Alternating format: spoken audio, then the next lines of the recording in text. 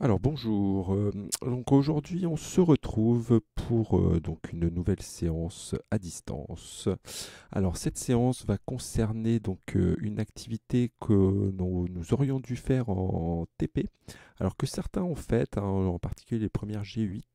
Donc les premières G7 ne l'ont pas faite, alors c'est une activité expérimentale, hein. Donc je vais essayer de vous montrer les résultats que vous auriez dû obtenir.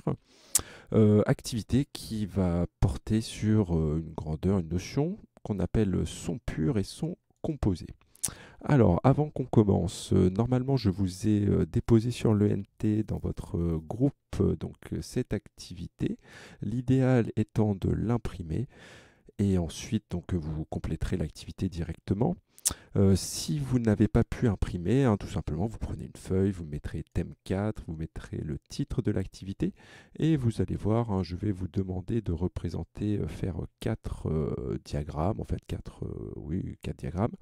Et il y a 4 questions auxquelles il faut répondre. Donc vous représenterez les diagrammes et vous répondrez aux questions sur votre feuille.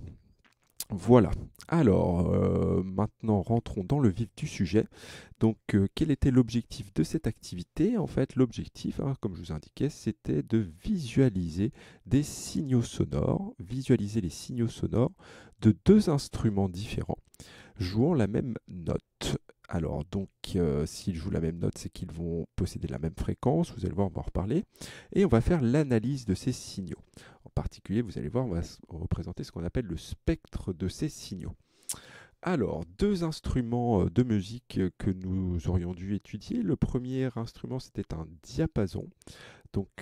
Diapason de fréquence 440 Hz qui correspond au La3 en musique. Et le deuxième instrument qui était le Melodica. Melodica, pardon, que je n'ai pas chez moi, hein, je suis chez moi comme vous. Donc je n'ai pas ce Melodica, donc en fait vous allez voir l'étude, on va pas le faire avec le Melodica, on va faire avec une guitare, étant moi-même guitariste, donc j'ai plutôt utilisé ma guitare. Donc ceux qui ont fait l'expérience, hein, les premières G8, hein, vous changez pas, hein, je crois qu'on n'avait juste pas corrigé les questions. Pour les autres, c'est pas grave, hein, on pourrait barrer ici Melodica par guitare ou laisser Melodica, de toute façon ça ne change pas grand-chose. Voilà, juste aussi pour les premières G8 qui m'écoutent, hein, si vous avez fait la manip, hein, vous avez le droit de regarder, hein, la vidéo, vous avez la correction. Donc, deux instruments, diapason, mélodica ou guitare. Alors, première chose, vous allez voir, on va regarder un petit peu un diapason. Qu'est-ce que c'est qu'un diapason? Peut-être que vous ne le savez pas. Donc, je vais vous montrer une petite vidéo sur le diapason, vidéo qui est assez intéressante d'ailleurs en termes de son. Allez, je vous laisse regarder, on se retrouve dans 1 minute 30. À l'aide d'un marteau, frappons l'une des branches d'un diapason. Celui-ci émet un son de fréquence fixe. Si nous posons le diapason sur sa caisse de résonance accordée, nous amplifions le son émis par la vibration des branches du diapason. Nous pouvons mettre en évidence la vibration des branches du diapason en approchant l'une d'elles d'un récipient en verre et en frôlant son bord.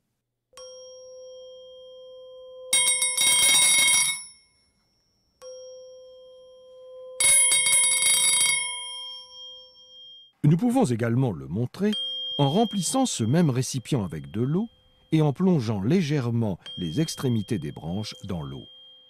Il se forme alors des éclaboussures. Observons la même chose, mais cette fois au ralenti. Lorsqu'un diapason émet un son, ses branches effectuent des vibrations amorties dont l'amplitude est si faible et si rapide qu'on ne voit rien à l'œil nu. Lorsque les branches touchent l'eau, leur vibration se transmet à l'eau et on peut voir des éclaboussures à la surface. De la même façon, un diapason qui vibre dans l'air lui transmet ses vibrations, dont la propagation permet d'entendre un son. Ok, alors vous avez vu un petit peu ce qu'est un diapason. Diapason dont le diapason qui sera ici de fréquence 440 Hz. Ok. Alors, qu'est-ce que vous aviez à faire dans cette activité? L'objectif, c'était de visualiser donc le signal sonore d'un diapason. de fréquence 440 Hz. Alors pour cela, il fallait utiliser donc Lattice Pro et un microphone pour enregistrer le son émis par un diapason. Alors je vous montre un petit peu ce que le dispositif que vous auriez dû utiliser. Donc ici un diapason, ici un microphone relié donc à une carte d'acquisition qui va transformer, numériser en fait le signal du micro en un signal utilisable par l'ordinateur. Et ici donc cette console est reliée à l'ordinateur. Donc globalement, qu'est-ce que vous auriez fait ou vous avez fait, hein? On tape sur le diapason, on enregistre le son et on visualise sur Lattice Pro le son obtenu, enfin le signal sonore obtenu. Voici ce que l'on obtient donc avec un diapason. Donc première chose, on peut voir que c'est un signal. Alors ça c'est un signal sonore, signal qui est représenté sur les axes. Ici vous avez une tension électrique en millivolts et ici vous avez le temps en secondes. Donc en gros un micro, en fait il transforme une vibration de l'air en une tension électrique. En gros c'est ça que fait un micro. Juste aussi pour préciser un petit peu pourquoi ça monte, ça descend ici, pourquoi les valeurs augmentent. Rappelez-vous la vibration, le son c'est quoi? C'est une vibration des molécules. En gros les molécules vont avoir tendance à se comprimer, donc elles se rapprochent, c'est ce qu'on voit ici, puis ensuite la pression va diminuer, elles s'écartent les molécules jusqu'à revenir à leur position initiale. Donc ça représente un petit peu la vibration de l'air. Alors, petite remarque avant qu'on continue, ici vous avez donc le signal du diapason. On peut remarquer quand même qu'il a une forme particulière. C'est donc quelque chose de très régulier, quelque chose qui se répète. Donc on va appeler ça un signal périodique. Alors ça c'est quelque chose que vous avez vu normalement en seconde. Signal périodique. En fait dans un signal périodique, on peut remarquer que vous avez ce qu'on appelle un motif élémentaire. Un bout de courbe ici qui, si je le décale, eh bien, je vais retrouver ce motif-là va nous permettre de décrire toute la courbe. Ce motif se répète régulièrement. Et voilà, donc ce qu'on va appeler un motif élémentaire. Information aussi, ça vous l'avez vu en secondes, la durée, puisque là j'ai le temps en millisecondes, la durée de ce motif, c'est ce qu'on appelle la période du signal. Période qui s'exprime en secondes. Et juste pour revenir sur la notion de fréquence en Hertz, qu'est-ce que c'est que la fréquence d'un signal? Eh bien tout simplement c'est le nombre de fois que ce motif élémentaire se répète en une seconde. En une seconde, j'ai combien de motifs élémentaires qui se répètent? Donc là ici nous avons un diapason de 440 Hz. Donc vous allez avoir 440 motifs élémentaires par seconde. D'accord?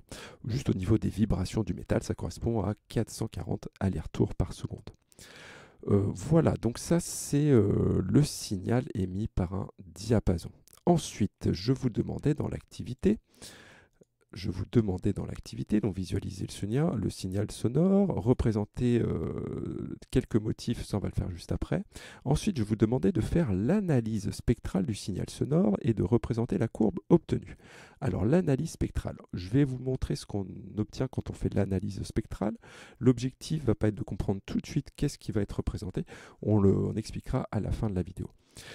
Donc, si je fais l'analyse spectrale du signal, donc là j'ai toujours le signal de mon diapason, avec Lattice Pro, il existe une fonction qui permet de faire donc l'analyse spectrale ou l'analyse de Fourier du signal. Alors, c'est ce qu'on obtient ici. Alors, qu'est-ce que c'est que ce graphique? Ici, on représente l'amplitude du signal. Alors, ce qu'on appelle l'amplitude ici, c'est un petit peu la valeur maximale du signal en volts. Vous voyez ici, je prends ma valeur maximale, je regarde la valeur ici en volts, on est à peu près à 17-18 millivolts. Et bien ici, cette amplitude qu'on retrouve ici, c'est la même que celle du signal. Donc là, on a l'amplitude en volts, et ici, nous avons sur l'axe des abscisses, la fréquence. Une fréquence, c'est la fréquence en Hertz. Alors, ce qui m'intéresse ici, c'est pas de comprendre tout de suite à quoi ça qu'est-ce que ça veut dire, c'est de visualiser que pour ce signal, pour le diapason, l'analyse spectrale va nous donner un pic, juste un pic, une droite ici, un segment de droite, un pic à une certaine valeur de fréquence. Valeur de fréquence qu'on peut lire avec Lattice Pro. Si on fait une mesure, alors je vais zoomer un petit peu, ici on va pouvoir lire une fréquence qui est 440 Hz. Voilà. Alors, on expliquera ce que ça veut dire tout à l'heure, hein. Là, ce que vous allez faire tout de suite, en fait, on a fait le petit 1 et le petit 2. Vous allez, sur votre feuille, représenter le signal sonore du diapason ainsi que le spectre du diapason. Alors, c'est ce que je vous demande de faire, c'est ça, hein, tout simplement. Vous dessinez ce qu'on a visualisé. Donc vous n'hésitez pas à faire une pause, hein, pour dessiner ce que l'on observe. Mettez bien ici la valeur 440 sur votre petit diagramme, hein. Vous avez juste à tracer un trait. Ok, je vais vous expliquer à quoi ça correspond tout à l'heure. Deuxième et dernière partie, d'ailleurs troisième partie, troisième question, je vous demandais de réaliser le même travail pour le mélodica, c'est-à-dire visualiser le signal sonore et faire l'analyse spectrale. Alors comme je vous ai dit, je n'ai pas de mélodica, donc moi j'ai une guitare, et surtout je n'ai pas de console d'acquisition chez moi. Et non, hein, je n'ai pas tout ça à la maison, hein, non, non. Et j'ai pas Lattice Pro non plus, j'ai Lattice Pro mais qui ne peut pas faire d'acquisition. Donc je suis bien embêté. Donc ce que je vais faire, c'est qu'on va utiliser un autre logiciel que Lattice Pro. On va utiliser Audacity. Alors peut-être que vous connaissez, hein, c'est pareil, Audacity, ça permet d'enregistrer des sons et de faire plein de choses. Alors, ici, hein, je vous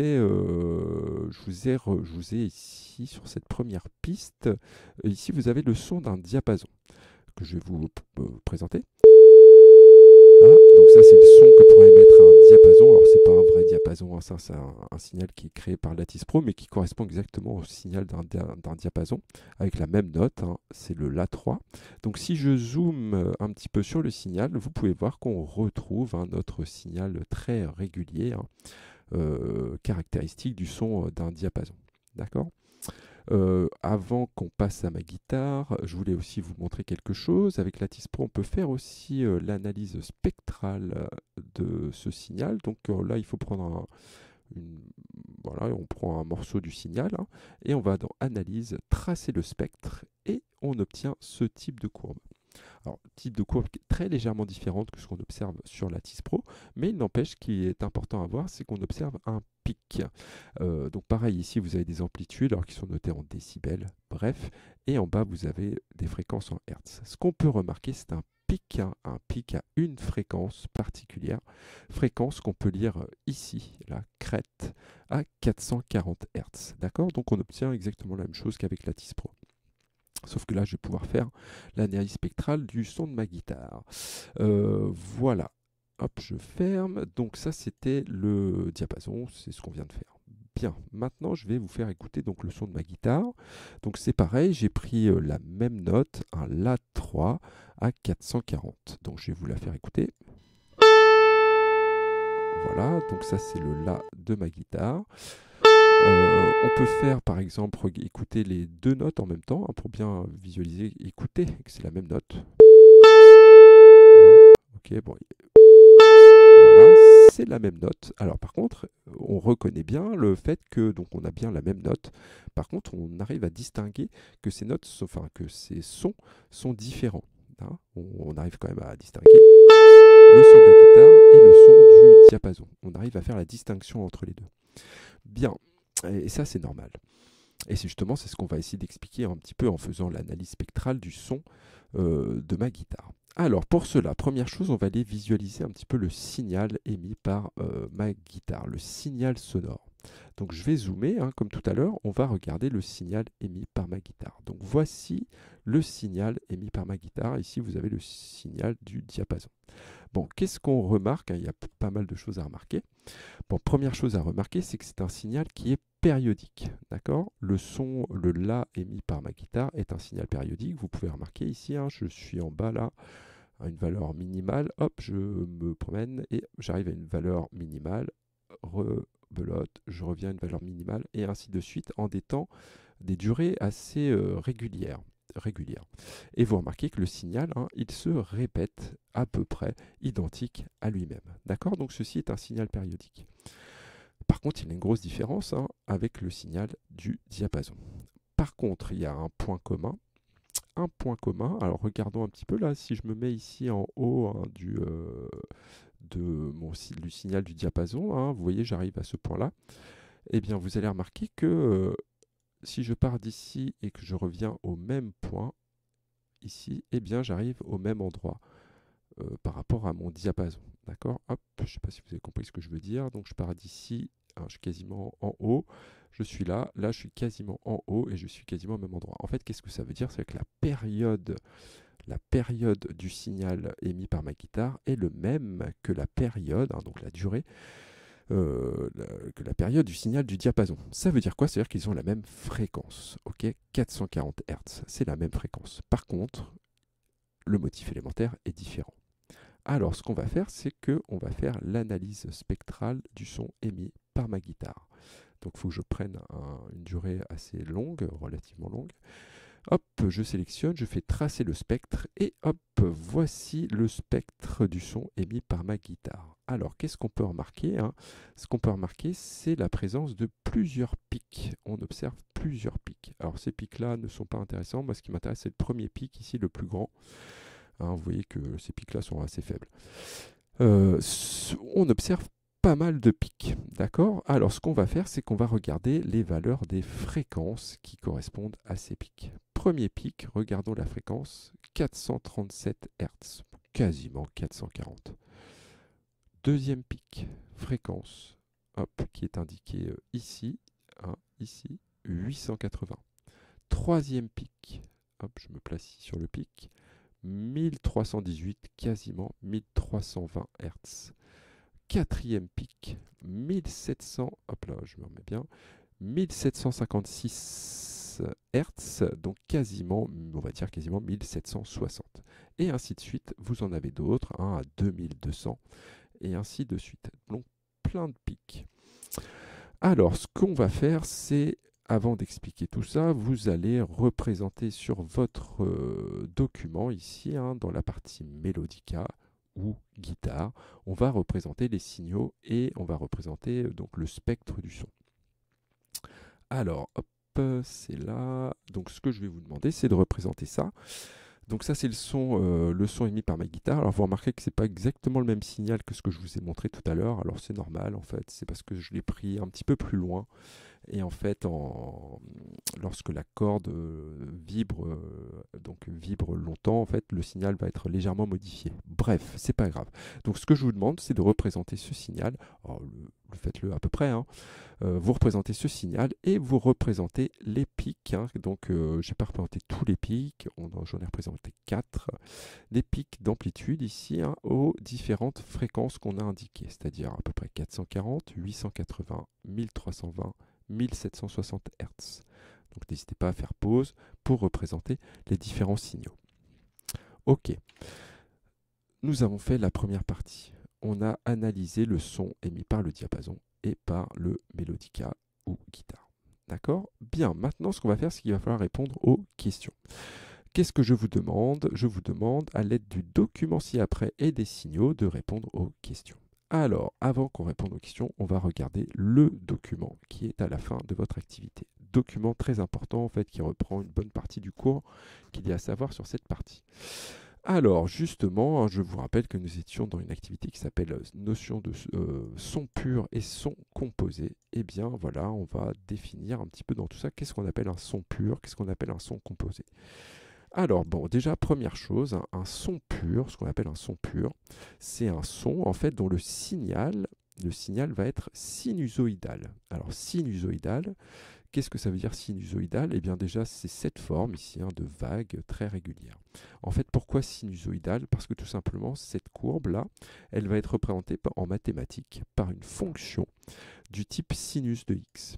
Alors, si ceux qui font SPEMAT, ou les autres d'ailleurs, vous pouvez tracer sur votre calculette, hein, la fonction sinus de x et vous verrez, f de x égale sinus x, vous allez voir, vous allez obtenir ce type de courbe. Donc en mathématiques, hein, ce signal est un signal sinusoïdal. Et bien si un son, le son est un signal sinusoïdal, et bien on va appeler ça un son pur. D'accord? Donc typiquement, un diapason émet un son pur.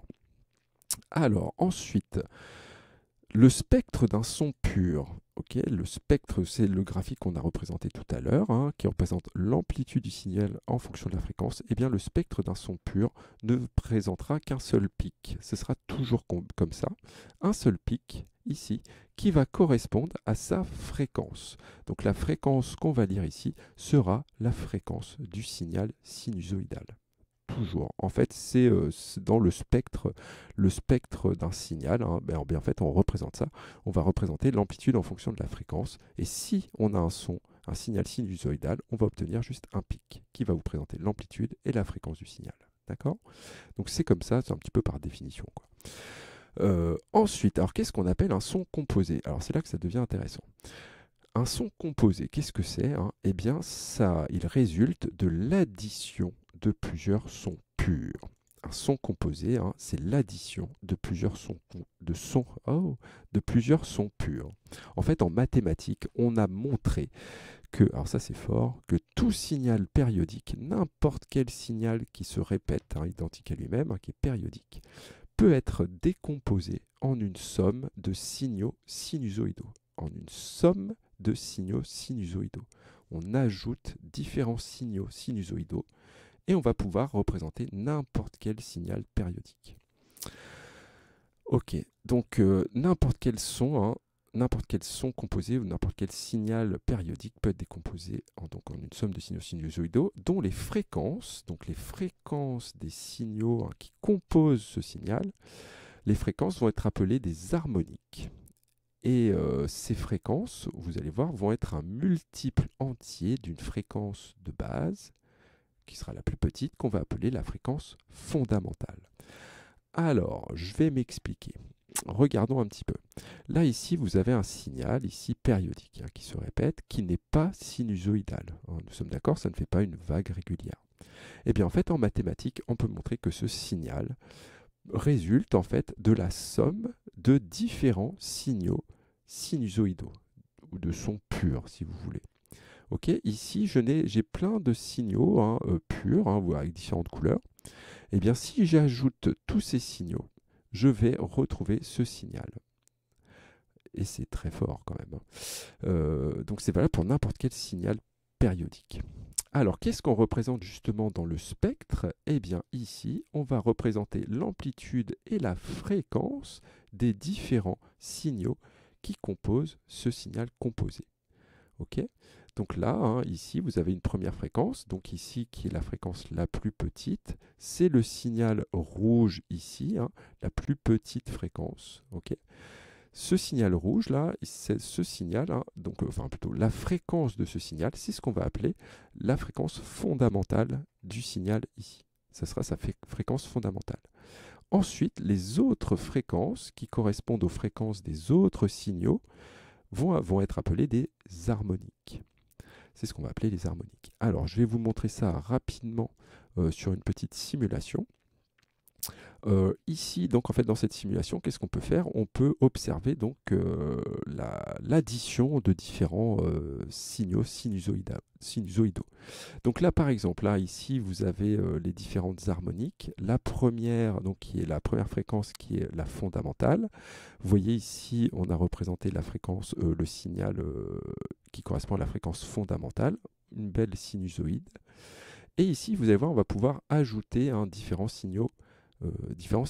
Là, ici, je rajoute une première harmonique. Hop, vous voyez, donc j'ai un premier signal qui correspond à ma fondamentale.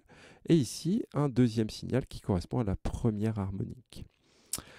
Fréquence de ce signal qui est plus petite. Hein, pardon, je recommence. Fréquence qui est plus grande. D'accord? En fait, même plus précisément, vous voyez que là, la durée de ce motif, hein, ça va avoir une certaine durée. Pour la première harmonique, vous voyez que la durée du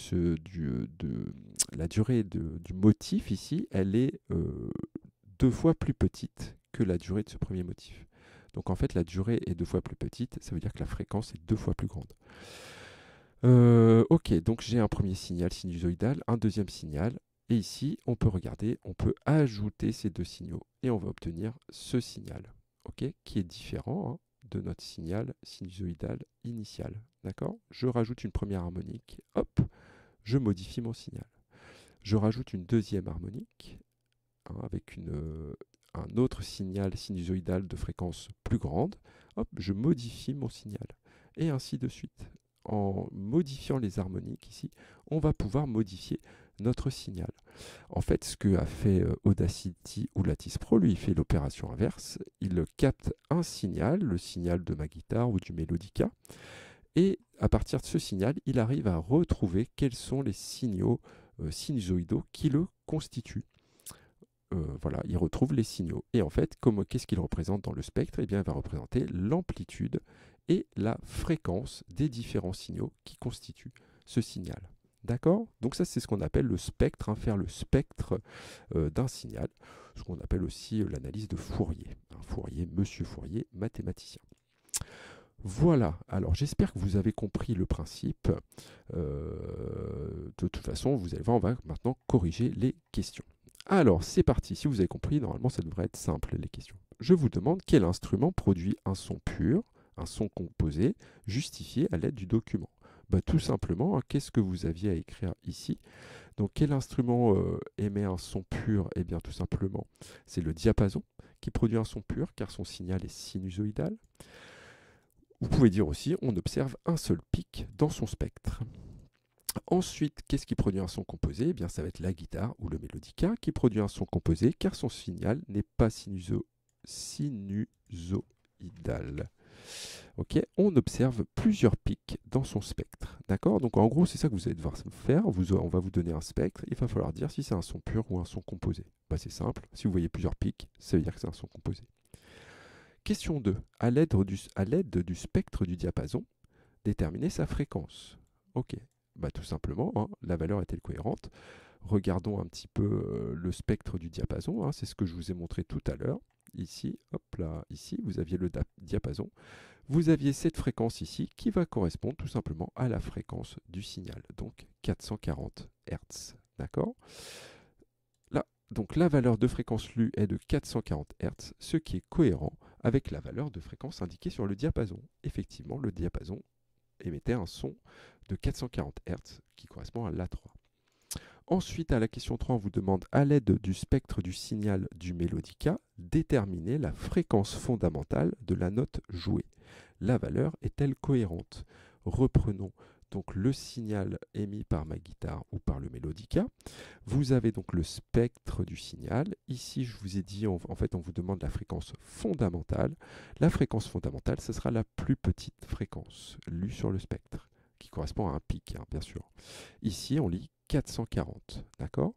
Donc, est-ce que c'est cohérent? Bah oui, hein, puisque j'ai joué un La3 sur ma guitare, un La3 qui est de fréquence 440 Hz. Donc, c'est ce que je vous demandais. Donc, la valeur de la fréquence fondamentale de la note jouée est 440 Hz. Elle est cohérente avec la note jouée. D'accord? Enfin, alors ça on n'en a pas parlé, trouver une relation mathématique simple entre la fréquence fondamentale F1 de la note du mélodica, guitare, et les fréquences F2, F3 et F4 des harmoniques. Alors, c'est là qu'on va regarder. Reprenons donc le spectre de ma guitare. Fréquence fondamentale 440. Est-ce qu'il existe une relation simple reliant F1, donc cette fréquence, à la fréquence F2 de la première harmonique? 440, 880. A priori, ce qu'on peut dire, c'est que cette fréquence, elle est le double de la fréquence fondamentale. Regardons la deuxième harmonique, 1320 Hz. Est-ce qu'il existe une relation simple entre 440 Hz et 1320? Peut-être que ça serait 3 fois 440. Regardons, 3 fois 440 égale 1320 Hz. Quatrième fréquence qui correspond à la troisième harmonique, donc F4, 1760 Hz. Par rapport à la fréquence fondamentale, 440, peut-être que ce serait 4 fois 440. 4 fois 440. 1760. Voilà, c'est beau. Ok, donc quelle relation simple est-ce qu'on peut obtenir? Bien, la relation simple est là. La suivante, c'est que tout simplement, la fréquence de la première harmonique, alors qu'on a noté F2, ce sera 2 fois la fréquence fondamentale. F3 sera égal à 3 fois la fréquence fondamentale. F4, 4 fois. D'accord? Ok, donc ça, vous n'allez pas l'écrire parce que ça sert à rien. Voilà, donc on a trouvé une relation toute simple entre les fréquences des harmoniques et la fréquence fondamentale. Voilà concernant cette activité. Juste pour voir un petit exemple, un autre exemple, et puis aussi parce que je me suis un petit peu amusé. Euh, Hop, chez moi, j'ai aussi une guitare, mais aussi une flûte, hein. Je suis un flûtiste confirmé. Donc j'ai fait un La avec ma flûte, et donc on va écouter le son. Voilà. Gestion totale de la flûte. Donc ce qu'on va faire, c'est qu'on va regarder un petit peu le signal émis par ma flûte. Alors je ne vous le demandais pas, mais ça permet de faire une sorte de micro-exercice. Regardons un petit peu le signal émis par la flûte, hein. Premièrement, vous remarquez que ce n'est pas un signal sinusoïdal, hein, et n'est pas régulier. Et on va faire donc l'analyse spectrale du son émis par ma flûte pour justement voir un petit peu quelle est la fréquence fondamentale et est-ce qu'il y a effectivement encore des harmoniques. Donc on va tracer le spectre, hop, et là, alors celui-ci c'est pareil, on ne regarde pas, c'est notre premier pic, hein, le premier pic vraiment très intense ici. Premier pic qui va correspondre donc à la fréquence fondamentale. Qu'est-ce qu'on peut remarquer? Fréquence ici, 878 Hz, quasiment 880. Donc en fait, ici, ce n'est pas un La 3 que j'ai joué à la flûte. Ceci est un La 4. C'est le La plus aigu.